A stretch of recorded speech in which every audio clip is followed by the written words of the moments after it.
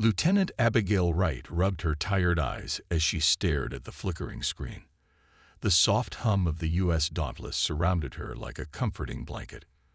Most of the crew slept during this shift, but Abigail preferred the quiet of night watch. She liked how the stars looked against the black canvas of space when the ship's lights were dimmed. A small beep from her console broke the silence. Abigail straightened in her chair, suddenly alert. The communication array had picked up something unusual. She tapped on her screen, isolating the signal. "That's strange," she muttered. The signal was weak and broken, barely there at all. But something about it seemed urgent. It took her several minutes of careful adjustments before she could make out what it was. A distress call, an SOS, sent on an old frequency that most modern ships wouldn't even monitor. Abigail called over to her shift partner. "John, take a look at this." John Miller yawned as he pushed away from his station and floated over in the low gravity. "What did you find?" "A distress signal from the Orion Nebula sector." John frowned. "That's beyond our patrol route. Nobody's out there." "Somebody is," Abigail said, turning up the volume so they could both hear the broken message. "Please, anyone. Krell forces have civilization facing extinction. We beg." The message cut out, then repeated. The voice wasn't human. It had an odd musical quality that made Abigail's skin prickle. "We should report this to command," John said, already reaching for the communication panel. Abigail caught his wrist. "By the time command decides what to do, whoever sent this might be dead." "Protocol says." "I know what protocol says," Abigail interrupted. "But I'm the ranking officer on this shift, and I'm making the call. We're going to investigate." John looked uncomfortable, but nodded. "Yes, Lieutenant." Abigail turned to the navigation console. The Orion Nebula was 3 days away at their current speed. She plotted a new course and authorized the use of emergency thrust. "Wake up Captain Morgan," she instructed John. "Tell her we're responding to a distress call." John hesitated. "She won't be happy about this." "Let me worry about the captain," Abigail said. Within minutes, the night crew was fully alert, and the Dauntless changed direction. The engine hummed louder as the ship accelerated. Abigail felt a mixture of excitement and fear. This was why she had joined Earth Space Command, to make a difference. Captain Lisa Morgan arrived on the bridge 20 minutes later, her uniform hastily put on, her short gray hair uncombed. "Lieutenant Wright, explain yourself." Abigail played the distress call. The captain listened without expression, then listened again. "You're certain this is real?" Captain Morgan asked. "No, ma'am. But if it is, someone needs our help urgently." Captain Morgan was quiet for a long moment. "We're an exploratory vessel, Lieutenant. We have minimal weapons. If there's a real threat out there..." "With respect, Captain, our mission is to represent humanity. If we ignore a cry for help, what does that say about us?" The captain's stern expression softened slightly. "You always were an idealist, right?" She turned to the communications officer who had just arrived. "Officer Garcia, keep trying to clean up that signal. I want to know who we're rushing to save." Rebecca Garcia nodded and got to work immediately. "Frank," the captain called to the weapons officer, "I want all systems checked and ready, just in case." Frank Perry looked grimly satisfied. "Yes, Captain." Unknown to the crew of the Dauntless, their decision was being observed. Across the galaxy, on worlds they had never heard of, eyes and sensory organs of countless varieties watched the small human ship change course. Some watched with hope, others with fear, and a few, a powerful, merciless few, watched with growing rage. The human ship was small, insignificant in the vastness of space, but its course change would soon alter the fate of a dozen worlds. The Dauntless raced toward the distress call, unaware that they were about to awaken something terrible and unstoppable. 3 days passed quickly aboard the Dauntless. The crew worked in shifts, preparing for whatever they might find. Captain Morgan had ordered combat drills, unusual for their exploratory vessel. Lieutenant Wright spent most of her time studying the distress signal, trying to learn more about who sent it. "We're approaching the coordinates," John Miller announced from the navigation console. The bridge crew fell silent. Through the main viewport, they saw it. A ship, if it could still be called that. The vessel was 3 times the size of the Dauntless, but had been torn apart. Pieces of it floated in space like broken glass. Parts still glowed with heat from weapon impacts. "Life signs?" Captain Morgan asked. Science Officer Kate Summers checked her readings. "Faint, but yes. Several dozen, concentrated in what appears to be their central chamber." "They're in an air pocket," Dr. Alan Dixon added, looking over her shoulder. "But it won't last long." Captain Morgan stood up. "Prepare a rescue team. Lieutenant Wright, you'll lead." Abigail nodded, her heart racing. First contact situations were rare. First contact with a species in distress was unprecedented. Within 30 minutes, Abigail led a team across to the alien vessel. They wore their standard spacesuits, unsure if the atmosphere would be breathable. The inside of the alien ship was dark. Their flashlights revealed corridors filled with a blue-green liquid that floated in globules in the low gravity. "Water," Dr. Dixon said, analyzing a sample. "They might be an aquatic species." They followed the life sign readings to a sealed chamber. Frank Perry worked quickly to interface with the alien door controls. After several tense minutes, the door slid open. Inside, about 30 aliens huddled together. They had smooth blue skin, large round eyes, and webbed hands. They floated in a large bubble of water held together by some kind of force field. When they saw the humans, they retreated in fear. One alien, larger than the others with markings around its neck, moved forward. "We come in peace," Abigail said, knowing they probably couldn't understand her. She held up her empty hands. The lead alien pressed something on its wrist. A device floated forward, scanning the humans. "You respond. SOS." The translation was rough but understandable. "Yes," Abigail said. "We're from Earth. We want to help." The alien's large eyes blinked. "I am Salon. We are Lyrene. Last of our kind." Dr. Dixon stepped forward. "What happened to your ship? To your people?" "Krell Imperium." Salon replied, the translator struggling with the alien words. "They take worlds. Resources. We refused. They destroyed us." Frank Perry looked uncomfortable. "Captain needs to hear this." Back on the Dauntless, Captain Morgan listened as Colin explained. The Lyrene homeworld had been rich in rare minerals. When they refused to surrender these resources to the Krell, the entire planet was attacked. Billions dead. These few escaped. "We will give you sanctuary," Captain Morgan said firmly. "We'll take you to Earth." As the crew worked to transfer the Lyrene survivors to water tanks prepared in the cargo bay, alarms blared. "Unknown ship approaching," Officer Garcia called out. "It's coming in fast." On the screen, they saw a shark blade-like vessel. It was black with red markings, sleek and dangerous. "Krell scout ship," Zalon said, fear in his voice. Without warning, the scout ship fired. The Dauntless rocked from the impact. "Shields at 60%. Frank called out. "One more hit like that, and we're in trouble." Captain Morgan turned to her weapons officer. "Options." Frank shook his head. "We're outgunned, Captain." "But not outsmarted," Abigail said suddenly. "The Lyrene ship still has fuel in its chambers. If we could lure the Krell ship close to it." Frank understood immediately.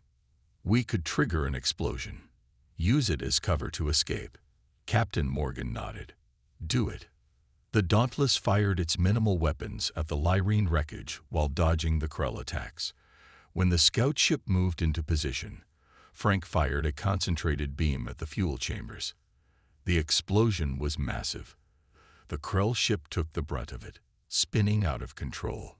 Before it was destroyed, it sent one final transmission. "They've identified us," Garcia said, listening to the Krell communication. "They're calling us Deathworlders." The Dauntless jumped to maximum speed, the damaged Krell ship falling behind. But everyone on board knew this was just the beginning. The Dauntless sped through space, pushing its engines harder than ever before.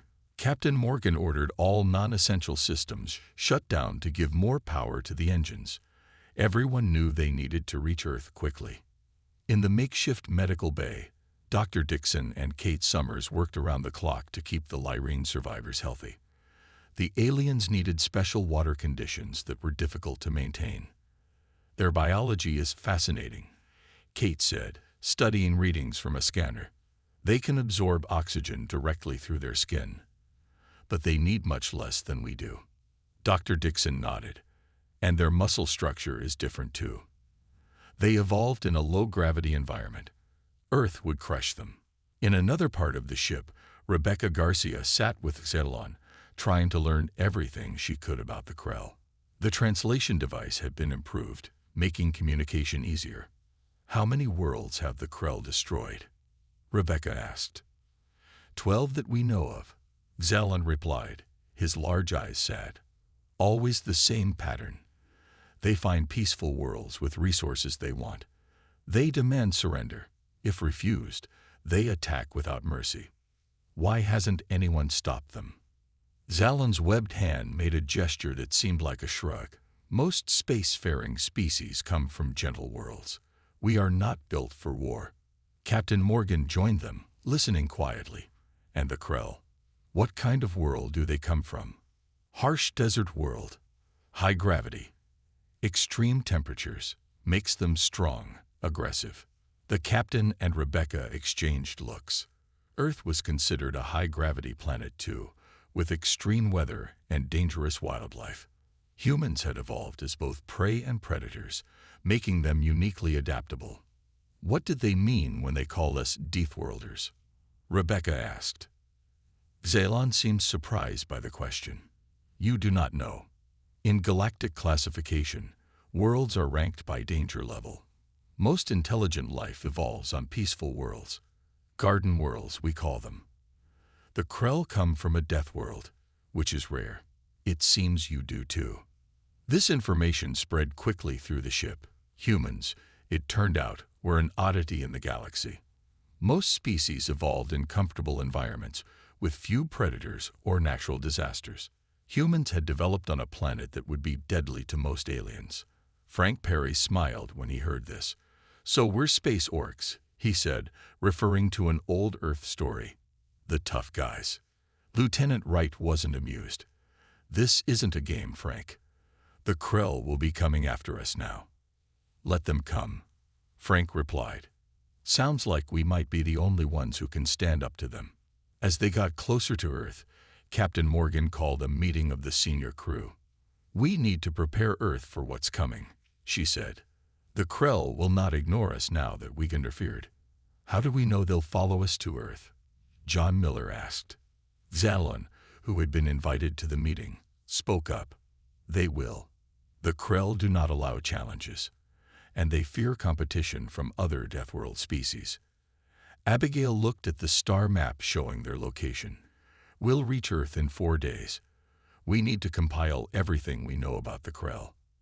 Their weapons, tactics, weaknesses. Rebecca nodded. Xelon has been helping me create a detailed report. The Lyrene were studying the Krell for years, hoping to find a way to negotiate peace. Did they find any weaknesses? Captain Morgan asked. Yes, Xelon said. The Krell have never faced an enemy that could match their physical strength or technological advancement. They do not adapt well to surprises. They have no concept of sacrifice for others. Frank laughed. Well, they're in for a surprise then. Humans wrote the book on crazy self-sacrifice. As the meeting ended, Lieutenant Wright stayed behind, looking at the images of the destroyed Lyrene ship. Captain, she said quietly, do you think Earth stands a chance? Captain Morgan placed a hand on her shoulder. I think the Krell have no idea what they're about to face. Humans don't just come from a death world, Abigail. We conquered it. The Dauntless approached Earth's orbit 4 days later. The blue-green planet looked peaceful from space, unaware of the danger heading its way. Captain Morgan had sent messages ahead, but words alone could not prepare Earth for what was coming. As they docked at the orbital station, a group of serious-looking officials waited for them. Earth's defense minister, a tall woman named Olivia Carter, stepped forward. "Captain Morgan, you and your senior crew are requested at the United Earth Government headquarters immediately." Within hours, they sat in a large meeting room. Men and women in military and government uniforms filled the seats. Zalon was there too, floating in a water tank specially built for the meeting. All eyes were on the alien. Defense Minister Carter spoke first. "Ladies and gentlemen, we face an unprecedented situation. Captain Morgan, please explain what you encountered." Captain Morgan stood. She described finding the Lyrene ship, the Krell attack, and their narrow escape. "The Krell Imperium has destroyed 12 civilizations," she said. "Earth could be next." Many officials looked doubtful. General Paul Wilkins shook his head. "One alien story doesn't mean we should prepare for war." Lieutenant Wright stood up without being asked. "With respect, General, we saw the destruction ourselves, and the Krell attacked us without warning." "Play the recording," Captain Morgan said. Rebecca Garcia pressed a button. The room filled with sounds from the Krell ship's final transmission. The alien language was harsh and guttural, but the translation appeared on screens around the room. "Deathworlders detected. Human vessel. Threat level maximum. Extermination required." The room fell silent. Zalon spoke next, his words translated through speakers. "The Krell do not tolerate competition. They have never encountered another Deathworld species with space travel. They will come to destroy you before you can challenge them." "How much time do we have?" asked President Edward Simmons. Zalon's large eyes blinked slowly. "They will gather their fleet. Months, perhaps. No more." Heated debate filled the room. Some wanted to prepare for war. Others suggested trying to negotiate. A few even proposed hiding Earth's location somehow. Finally, Lieutenant Wright stepped forward again. "Sir, may I speak freely?" The President nodded. "The Lyrene tried to negotiate. So did 11 other species. All were destroyed or enslaved. We can't hide an entire planet. And we can't outrun the Krell." Abigail looked around the room. "But we can fight. Our military is designed for Earth conflicts," General Wilkins argued, "not space warfare against an advanced alien empire." "Then we adapt," Abigail said firmly. "Humans have always adapted. It's what we do best." President Simmons studied Abigail for a long moment. "What do you propose, Lieutenant?" "We prepare every ship we have. Convert civilian vessels if necessary. The Krell have never faced resistance from another Deathworld species. We use that to our advantage." "And if we lose?" someone asked. "If we don't fight, we definitely lose," Abigail replied. "Ask Zalon what happened to those who surrendered." All eyes turned to the alien again. "Slave labor," Zalon said softly. "Then extinction when no longer useful." The President stood. "I need to consult with my advisors. We'll reconvene in 3 hours." Later that day, the decision was announced. Earth would prepare for war. Every available resource would be dedicated to building and converting ships for space combat. The long-dormant Earth Defense Fleet would be reactivated under Admiral William Nash, a veteran commander who had never expected to face an alien threat. As the meeting ended, Admiral Nash approached Lieutenant Wright. "I hear this all started because you answered a distress call when protocol said to report it first." Abigail stood straight. "Yes, sir. I made that call." The Admiral looked at her thoughtfully. "Good. We need people who do what's right, not just what's in the rulebook." He handed her a datapad. "Report to the EDF headquarters tomorrow. You've just been promoted to commander." Across Earth, the news spread. Humanity was going to war. The next 2 months transformed Earth. Factories that once made cars now built spacecraft parts. People who had never considered military service volunteered by the millions. Everyone worked together, united by a common threat. Commander Abigail Wright stood in the huge training facility watching hundreds of pilots learn to fly the new fighter ships. These vessels were smaller than the Dauntless, but much faster and armed with weapons designed based on what they had learned about Krell technology. "How are they doing?" Admiral Nash asked, walking up beside her. "Better than expected," Abigail replied. "It turns out video games make pretty good training for space combat." The Admiral smiled slightly. "Who would have thought?" Across the room, Engineer Derek Winters was showing a group of pilots the new weapon systems. "The Krell ships have a weak spot near their engine cores," he explained. "Hit them there, and they go down fast." Derek had worked day and night with Patricia Gonzalez to redesign Earth's weapons. They used the information from Salin and the data collected during the Dauntless's brief battle with the Krell scout ship. "Their shields are designed to stop energy weapons," Patricia added. "So we're using physical projectiles. Old school, but effective." In another part of the complex, Dr. Dixon and Kate Summers worked with the Lyrene and two other alien refugee species who had arrived seeking protection from the Krell. Together, they developed systems to help different species work together despite their different needs and biologies. "The Ventari need methane to breathe," Kate explained to a group of human engineers. "So their sections of the ships need separate air systems." The Ventari representative, a tall insect-like being named Zix, clicked his mandibles in agreement. "We are grateful for your accommodation. Our warriors are eager to join your fight." Dr. Dixon had made another important discovery. He rushed into Commander Wright's office one morning, excitement clear on his face. "Commander, you need to see this," he said, placing a tablet on her desk. Abigail looked at the screen. It showed a comparison of environmental conditions on different planets. "What am I looking at, Doctor?" "Galactic classification standards," he explained. "Look where Earth falls." Earth was listed under Class 12. Extreme Death World. Only 3 other known planets in the galaxy were rated so high. The Krell homeworld was one of them. Most spacefaring species evolved on Class 3 or 4 worlds, Dr. Dixon continued. Mild climates, low gravity, few predators, minimal natural disasters. And humans evolved on this. Abigail pointed to Earth's classification. "Exactly. We're space monsters, Commander. Our normal gravity would crush most aliens. Our atmospheric pressure would be like deep ocean to them. Even our bacteria could kill them." This information spread through the fleet. Humans began to understand their unique advantages.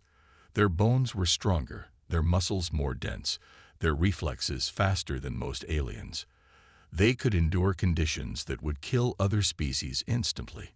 Training programs changed to emphasize these natural strengths. Human soldiers practiced fighting in high-gravity chambers to build even more strength. Pilots trained to handle G-forces that would make other species pass out. Admiral Nash called a meeting of fleet commanders. "The Krell expect us to fight like them," he said. "But we won't. We'll fight like humans." He outlined a battle strategy that seemed suicidal by conventional standards. Ships would make rapid, unpredictable movements. Fighters would fly directly at enemy vessels before pulling away at the last second. Boarding parties would use their physical strength to fight Krell warriors hand-to-hand. "They think because they come from a death world, they're the toughest species in the galaxy," the Admiral said. "Let's show them they're wrong." Commander Wright looked around the room. These men and women would soon lead humanity's first interstellar war fleet. Their faces showed determination, not fear. "We're almost ready," she thought. "The Krell have no idea what's coming for them." The day arrived sooner than anyone expected. Earth's long-range sensors detected a large group of Krell ships entering the solar system. But they weren't heading to Earth.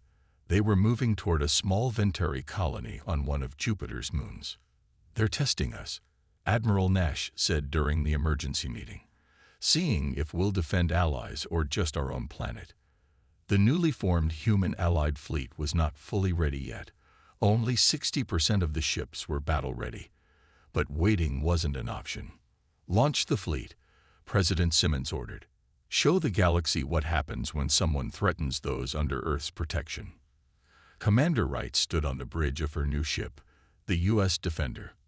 Around her, crew members worked at their stations with quiet focus.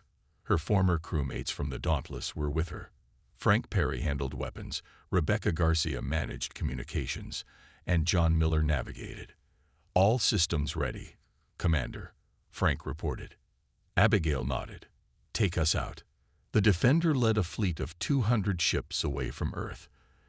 It wasn't as many as they had hoped for, but each vessel carried humans who had trained harder than any military force in Earth's history.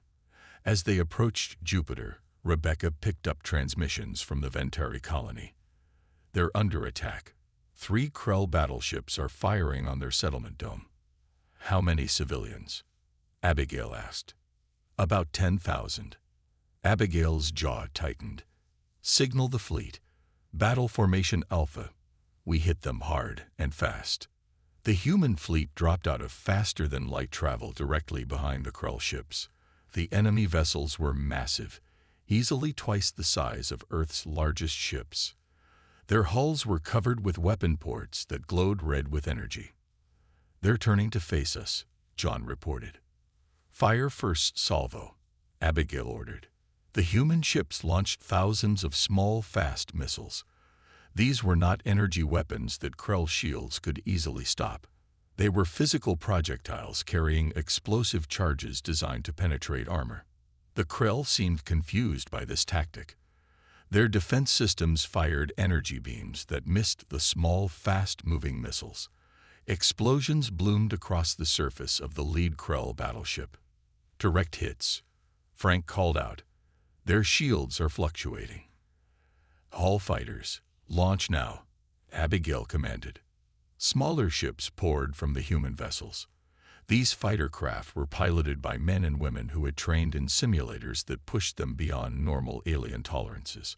They flew patterns that seemed suicidal, pulling maneuvers that generated G-forces that would kill most species. The Krell ships fired back. Energy beams cut through space. Several human ships were hit and damaged. A few exploded completely. But the fleet pressed on. "They're using standard Krell battle formation," Abigail observed, "just like Salon described. They're not adapting." The human ships executed a complex maneuver, splitting into 3 groups that attacked from different angles. This wasn't in any Krell battle manual. The enemy ships struggled to adjust. "Squad 2, target their engine cores," Abigail ordered. A group of fighters flew directly at the weakest point of the middle Krell ship. They fired their weapons and pulled away at the last possible second. The Krell vessel shuddered, then exploded in a massive ball of fire. 1 down, 2 to go. The Krell ships began to retreat. This had never happened before. In all their battles, the Krell had never retreated. "Pursue and continue attack," Admiral Nash ordered from his command ship. The second Krell vessel exploded 10 minutes later. The third managed to jump away, damaged but still functioning. Rebecca monitored the communications channels. "Commander, I'm picking up transmissions across all frequencies. The Krell ship is broadcasting what happened." "Good," Abigail said. "Let the galaxy see that the Krell can be beaten." The human fleet took up protective positions around the Ventari colony. Repair teams helped fix the damage to the settlement dome. Medical ships treated the injured. As Abigail looked out at the remains of the Krell ships, she knew this was just the beginning. But an important message had been sent. Humanity would not stand by while others were threatened. And the Krell were not invincible after all. News of the victory spread across known space faster than any ship could travel. For the first time in generations, species that lived in fear of the Krell began to hope. Word of humanity's victory spread across the galaxy like wildfire. Species that had hidden from the Krell for generations began to emerge. Within weeks, ships from 17 different civilizations arrived at Earth, seeking alliance and offering help. Commander Wright stood in the grand meeting hall of the United Earth Government headquarters, watching as alien representatives filled the room. Some floated in water tanks like the Lyrene. Others needed special breathing equipment. A few looked almost human, except for strange colors or extra limbs.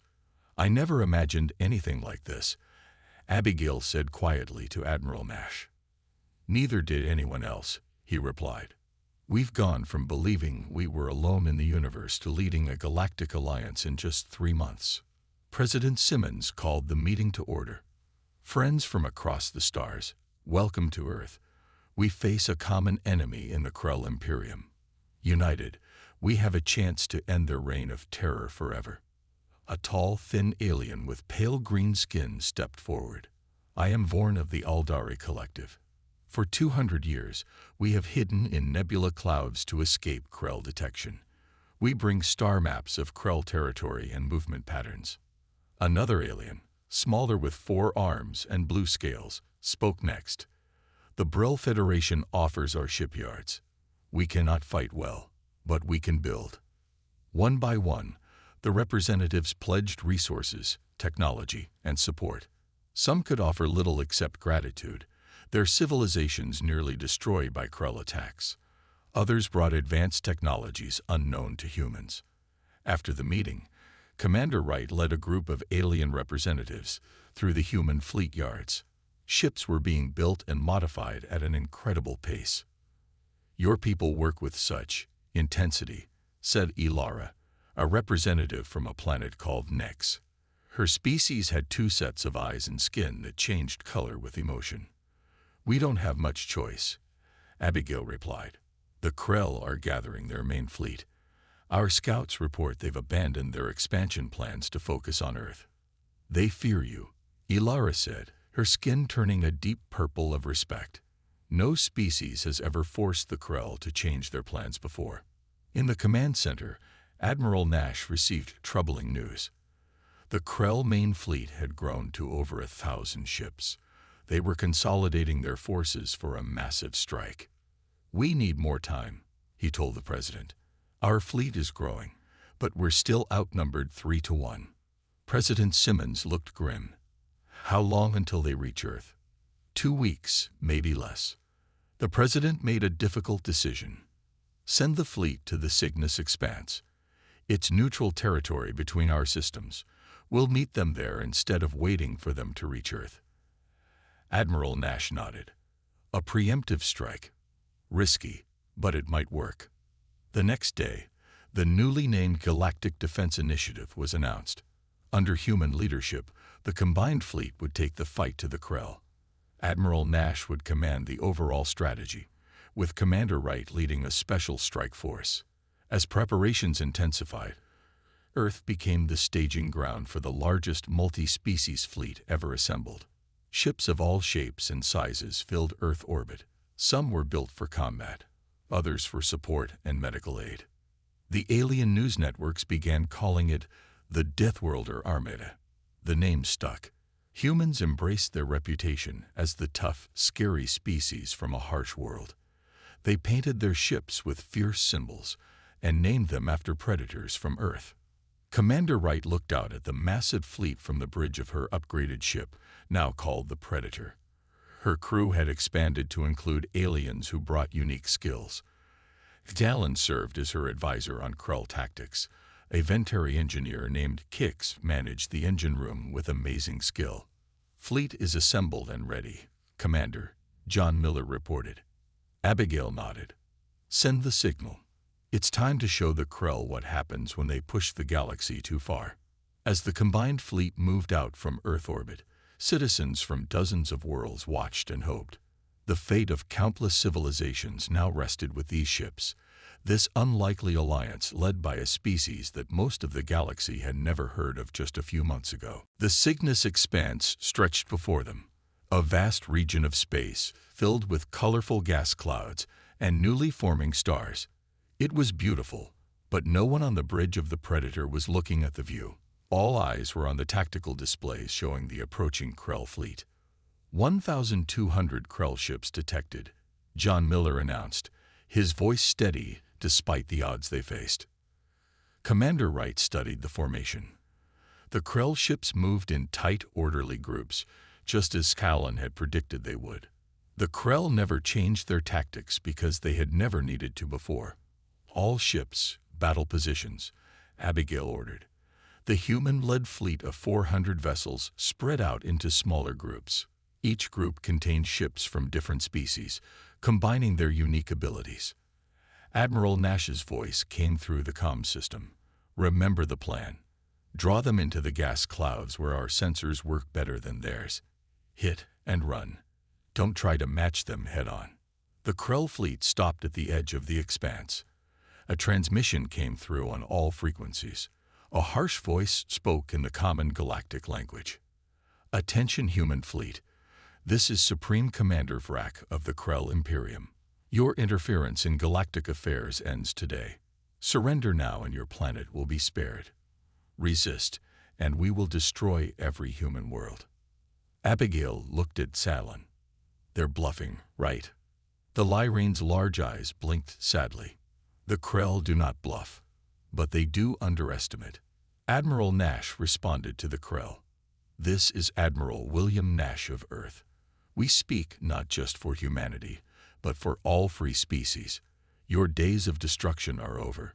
We offer you one chance to withdraw and make peace. The Krell response was immediate. Their fleet surged forward, weapons charging. The largest battle in galactic history had begun. The human strategy worked better than anyone had hoped. While the Krell moved in rigid formations, the human-led ships darted in and out of gas clouds, striking from unexpected angles. Fighter squadrons targeted the weak spots in Krell ships that the Lyrane had identified. On the Predator, Abigail coordinated a special strike team. Alpha Squad with me. We're going for their command ship. The Predator led 20 smaller vessels toward the heart of the Krell fleet where a massive ship directed the battle. This ship was 3 times larger than any other Krell vessel. That's Supreme Commander Vrak's flagship, Zalin said. No one has ever gotten close to it before. There's a first time for everything, Abigail replied. Frank, ready the new weapons. The strike team fought their way through the Krell defenses. Several human ships were destroyed, but they created an opening for the Predator to approach the flagship. Now, Frank, Abigail ordered. The Predator fired special boarding pods directly at the Krell flagship. These pods contained elite human soldiers wearing powered armor suits that enhanced their already formidable strength. Boarding successful, Rebecca Garcia reported. Our teams are inside. For 30 tense minutes, Abigail's ship defended the boarding teams as they fought their way through the Krell vessel. The human soldiers, trained in close combat and operating in the higher gravity that both humans and Krell were adapted to, surprised the enemy with their ferocity. Finally, Rebecca's console lit up. Commander, we've received a signal.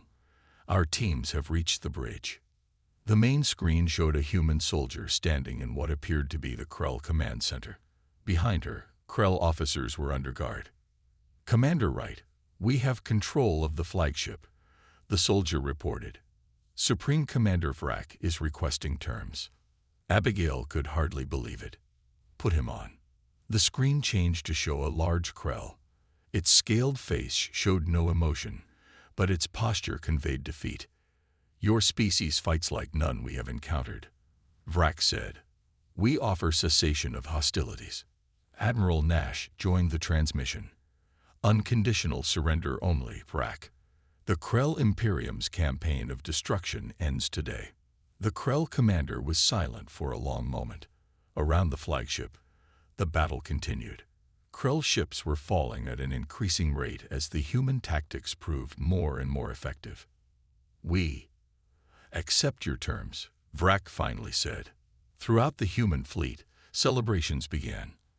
After generations of terror, the Krell Imperium had been defeated. The galaxy would be free.